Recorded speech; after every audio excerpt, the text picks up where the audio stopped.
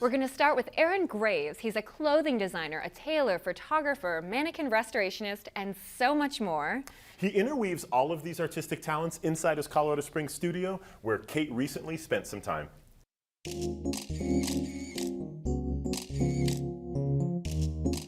We all know mannequins as a staple of the fashion industry. They display clothes to the consumer, showcasing the wearability of garments in the store environment.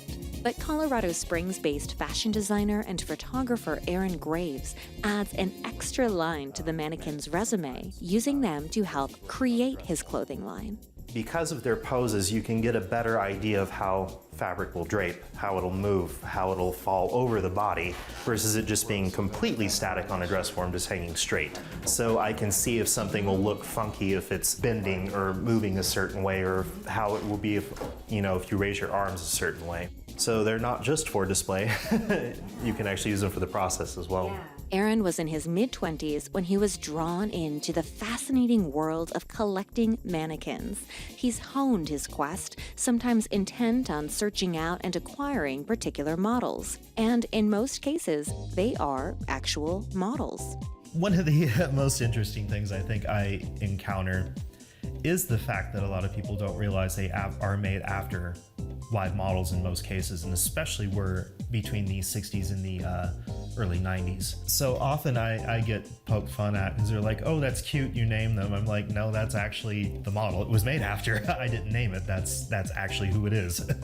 Some of the individuals these mannequins are sculpted after even follow Aaron's work and are delighted to see his creations adorn their likeness. Yeah, there's an interesting little community just in its own right for these pieces. Aaron gets many of his mannequins from online auction sites or clearinghouses that specialize in discarded department store displays. Then he works with a Houston, Texas restoration company, Modern Mannequin, to give these posers a new life. There can be quite a process to getting them up to par. Restoration can be fairly minimal, but in some cases they will have to be patched and completely just repaired. Aaron is saving many of these pieces from certain demise. I don't think a lot of people realize how much time goes into making one, especially they are sculpture as well, and they do require a sculptor to capture that. Not a side of it or a process that's ever really shown, but it is a very tedious one to make one of these things. And it's also sometimes appalling how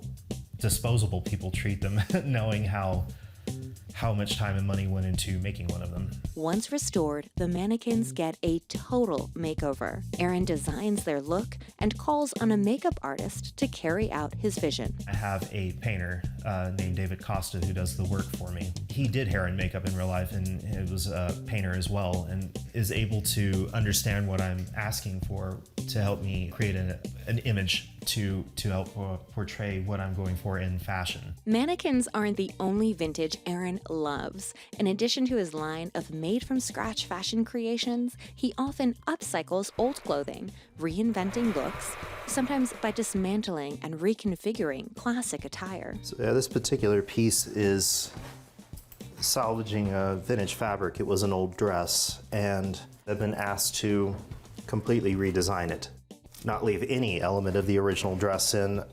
Aaron's original work draws from this same iconic aesthetic. I do like really clean classic lines. I love really textural fabrics. I love anything that's very luxe, very rich, and I love graphic prints. I'm not afraid to play with very bold patterns and giant florals or stripes, whatever, and that goes down to that I love working with color as well. I've always loved the experimental quality of the 60s. So much of that I love was born out of pure expression. It was something that you could really create your own style from. Surrounded by tailors, artists, and craftspeople in his own family, Aaron was inspired by fashion at a young age. Then when I was about 13, I had picked up a copy of Vogue, totally fell in love with it, but I ended up falling in love with photography too. I started designing and making pieces and then photographing them. Live models weren't always available, so Aaron turned to mannequins. That's when the understudy became the star of the show. I had been given one to practice lighting on for photography, ended up getting these hyper-realistic images out of it that I was not anticipating. And that put me on a new trajectory of this is some fun surrealism I could do. Aaron's exhibitions combine all elements of his artistic passions: design, stitching, photography, and mannequins. In many ways, I feel like there really aren't any rules. It's a matter of just whatever you want to say. You can check out Aaron Graves' work and all of his designs on Instagram at @agravesphotography.